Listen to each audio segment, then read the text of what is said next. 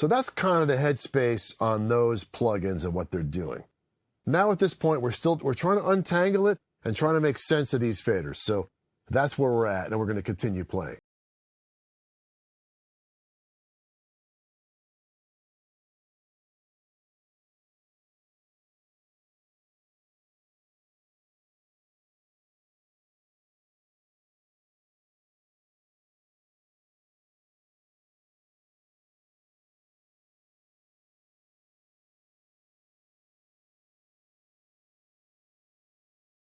Off to the second one.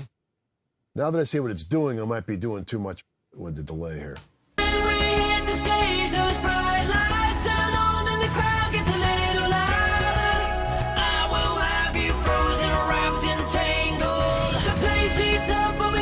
Okay, ditch the Echo Boy. So why do I say ditch the Echo Boy? Because since through this chain I'm already having quarter note delay, why add more? Now it's just building up.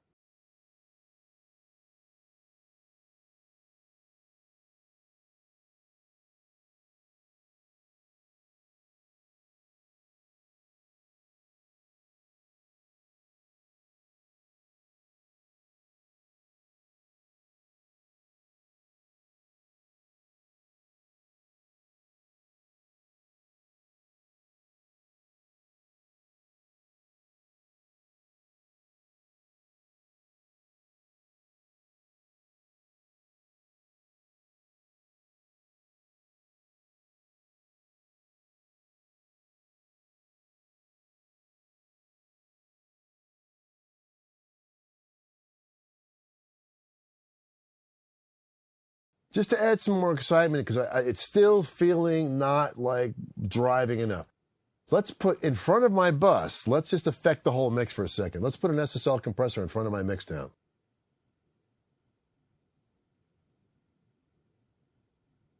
I'll just see if this is like too much pummeling. Just play it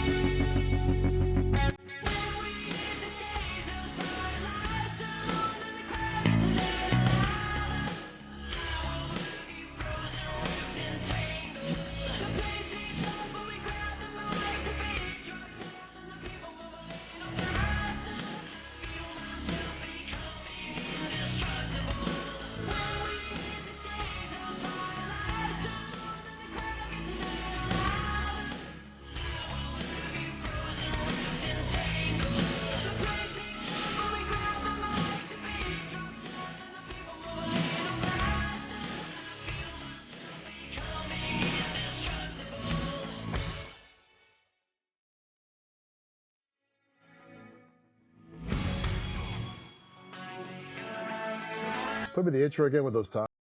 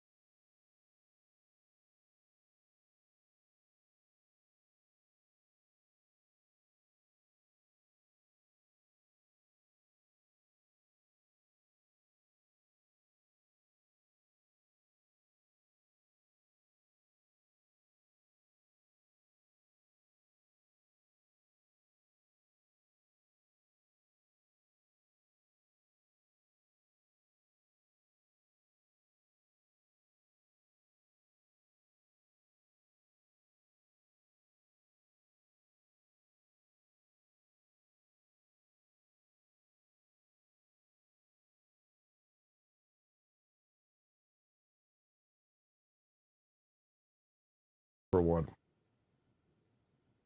Let's talk about what you've just seen or what I'm doing. Once you put it all together, okay? Once you put it all together, you've sat in there, okay, I got a drum sound. I got a guitar sound. I got a keyboard sound. I got a vocal sound, okay? That's all freaking fine and dandy, but it doesn't work together, okay? You can start it, you can be as good as I am, and you can get a start point. But the key is, how is it working inside the whole picture? So what do? We put a little bit more compression on the whole mix bus to get it to feel like there's a bit more glue. That's just topping off before my mixdown plugin, right? Then I'm going back and I'm finding stuff that's poking out and not feeling balanced, okay? And then going after each one of them inside the balance. And I'm looking at the drums, okay? I'm like, they sound too plain. So let's EQ the reverb. Let's compress the reverb, right? Let's find the stuff that's boring and not make it unboring. If I have a peaky guitar, let's take some of that with a little limiter. Let's just clip it off. And let's just look at our balance and seeing how this thing's going to be treated. When you put it all together, how it reacts as a package is really what it's all about, right? We have a start point with the drums, with the bass, the guitars. So how can we make this thing a freaking song, right? So now I'm realizing, okay, I need to now organize it in a way that I can manage it, all right? Obviously, in Pro Tools, when you're using a mouse, it's not as intuitive as playing a piano because you're hitting one string at a time. So we're trying to make these individual things react properly. So that's what you see. And that's what we're at this point. I'm using some great start points, and now I'm refining the start points and maybe backing off on some of the things I thought were too much. Like there's a reverse snare effect, and it's like got some weird transient at the end. So what am I going to do?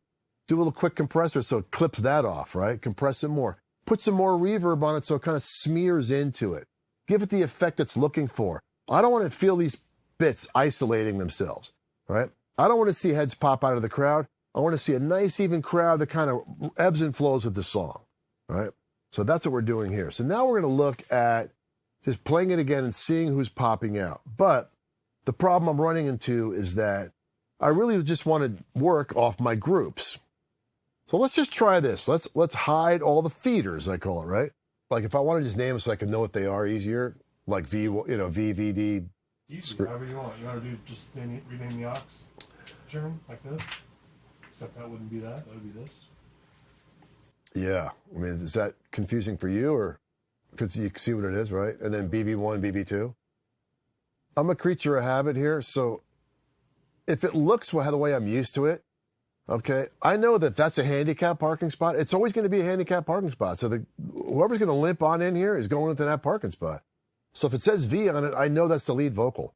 So if it says anything else, when I go to grab it, I'm like, what is that? So I really don't want to see anything else that's like vocal double, BV1, 2, 3. I want to be able to do this blindfolded. So how it lays out in front of you makes it a lot easier. And then if I just basically see all the audio I'm dealing with in front of me, it's a lot better. What a mess I'm making. Let's do the bridge lead. You want to just to start with, let's start with the default, right? Want to just try the bridge vocals on our default setting with the double locks on them? I see your eyes. It might have been when I first heard the rough that it needed to be different. Maybe my EQ feeding it will be different. Don't overcomplicate it. Start with your basic layout. And then if you want to change something inside of it, change something. But go with the common setting rather than make everything complicated. So we're going to check that part here. I see your eyes, I know they want me. You know I want you to take my hand and lead me somewhere alone. No, let's just use one. Just use the top one. I see your eyes, I know they want me. You know I want you to. So to make it interesting, there's a bevy of tools in the toolbox. I can get a wrench out and turn it around his neck if you want. But I know there's one thing that's going to help him feel like he's got a duo. So why don't we put the ADT on him for that section? The old real ADT. Look at that fruity thing.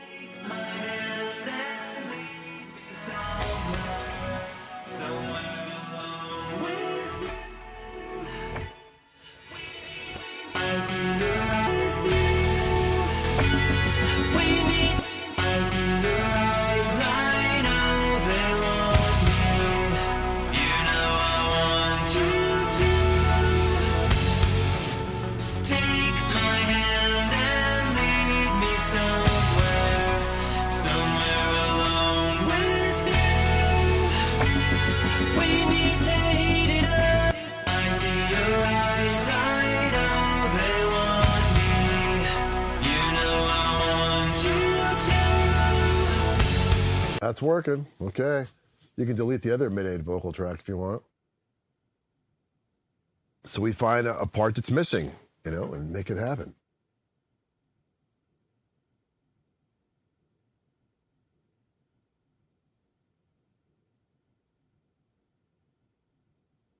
So we found the last piece in the vocal chain, had a mid-8 vocal. We found a duplicate track, figured that out. I thought, well, another special moment is the Abbey Road vocal doubler. That's really cool, makes a real special effect. So, trying things to make it interesting. So now what we're going to do is give me faders I can look at and look at a better balance, right? And hide all the feeders. What I mean by feeders is like whatever track is feeding a bus, we're going to hide those. So all I'm looking at is the buses. Then horizontal real estate will shrink. And I have it labeled, so I have vocal double, BV1, BV2, guitar 1, guitar 2, guitar 3, and then right to my drums, right? Since we know the name of the audio track and we just call it kick and snare SN, the SD is like, what's SD? Snare drum? Really? Just call it FT. There you go. I call kick drum foot, FT. I've been marking the console with foot since I was 13 years old, okay? Steve Jerome, who trained me, I just turned 13 and just got my first full-time job. He wrote it as FT, as foot, because it's the foot, okay? And that's what he called the kick drum. And ever since then, I always write FT. It's the only thing I can understand is the kick drum is FT. Like if I see kick, it looks alien to me. And with a snare drum, unless it says SN, I don't know what it is. So I don't want SNT or SNB or anything, just SN.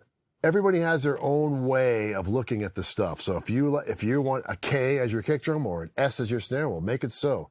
The less letters, the better, because I don't care about the history lesson. Perfect. Now that I've kind of condensed, it's even better. Foot 2, FT2. Oh, that's a room, right?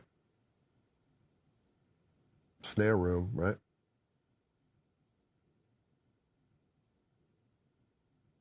We just call that one, just call it snare 2, right? Because snare 2 isn't a room, it's just a second snare. That's snare 3, right? This bottom's fine. Drum reverb, yeah. Just call it SD. Yeah, there you go.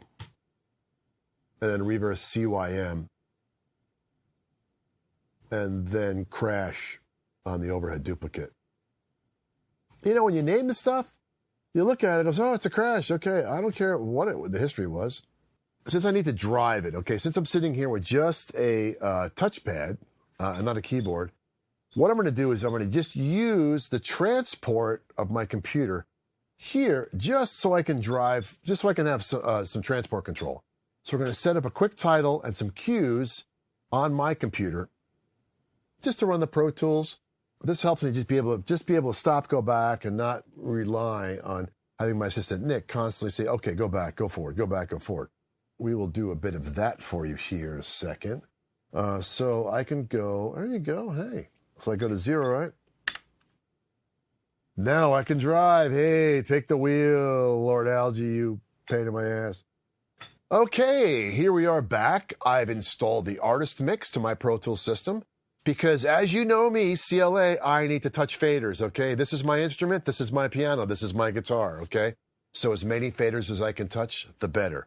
But for this, 8 is perfect because usually I have 8 groups in front of me. So this is basically my group session now connected to Pro Tools.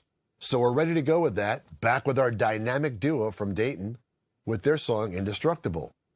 I have the mix exactly where I want it, so it's just a matter of me doing my automation pass, all my sounds are dialed in, and just fine-tuning the balance and making the final mix happen. So let's see what happens when I cue this thing up. Yeah, I'm happy to have faders because mixing with the mouse was just not doing it for me. So let's see what happens.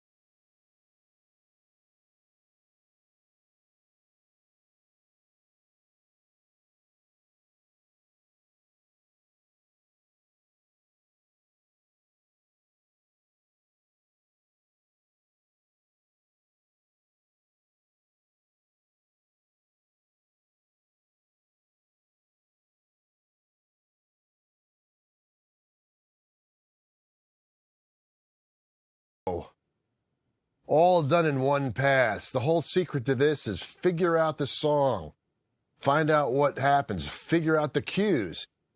It's real simple. It's all about paying attention. If you kind of listen to what the song is and listen to what it's about, you know where the cues are, okay? It's all about paying attention. So if you can just focus on, okay, what's the arrangement? What's this chorus do? What's that chorus do? What's coming up in the bridge? Who's leading a charge? Then mixing it's easy because it's all memory, right? So that's the secret. Just learn the cues, and then you can be creative and put some emotion into the moves. Because if you perfect it and sitting there with your automation and go, oh, I need a dB here, a dB there, you know what you get? You get a big stinking polished turd, okay? What you want to have is some happy actions, some overshoots, some undershoots, where something goes out of a corner, pulls out of a side. You don't want this whole thing to be like a cut and paste job. You know, a lot of people will mix, and chorus 1, chorus 2, and chorus 3, you could actually copy them next to each other and they're the exact same thing.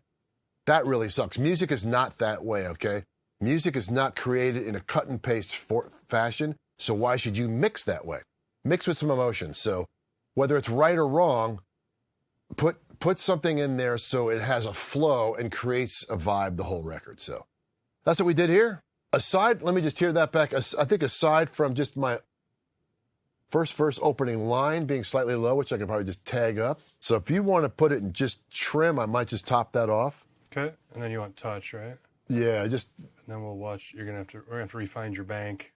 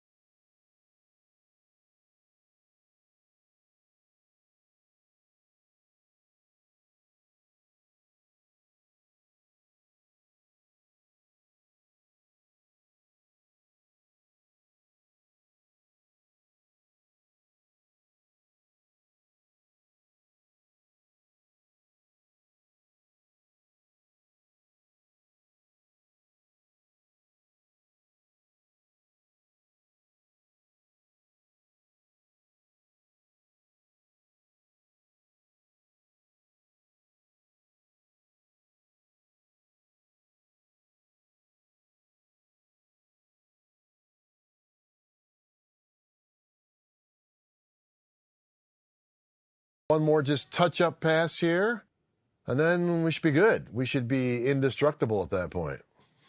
When we hit the stage, those bright lights turn on and the crowd gets a little louder. I will have you frozen, wrapped and tangled. The place heats up when we grab the mics, the beat drops down and the people move a little faster. I feel myself becoming indestructible.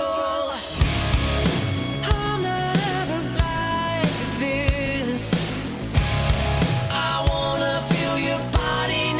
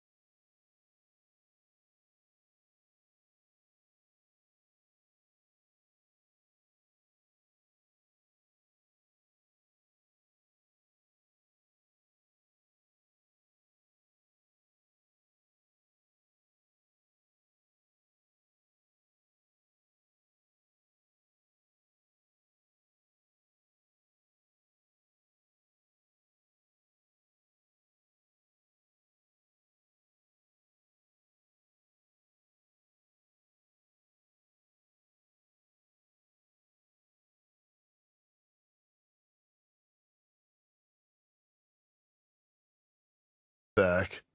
So, when it's sitting in front of you and you hear something, you're like, yeah, let's just make that be a little pointier. Let's make that pop out. The only rule is that you follow your ears, follow your vibe, follow your emotion to the song. You have to connect yourself to the song, okay? You have to be connected. This becomes a personal connection when you mix music. You personally connect yourself to the song, and everything around you is not even existent. That's how you have to have that kind of focus. Without that kind of focus, you can't mix. You can't be a distracted mixer. The way I began and the way I started and the way I've been doing it my whole time is that I was so used to having a crowd of people making noise and trying to distract me, but I'd focus myself on the song, and it wouldn't matter what they're doing with flare guns, popcorn, silly string, whatever. I'm not going to stop until the song's over. Then I'll be like, oh, what are you guys doing back here? So the most thing is don't be distracted. Put your heart and soul into it. Whether it's 3 minutes, 4 minutes, 5 minutes, whatever, your focus makes all the difference because you can hear inside of it at that point. So now I'm going to check back what I did and see if I'm good with my final mix here. All right, Indestructible from the dynamic duo from Dayton. And everybody...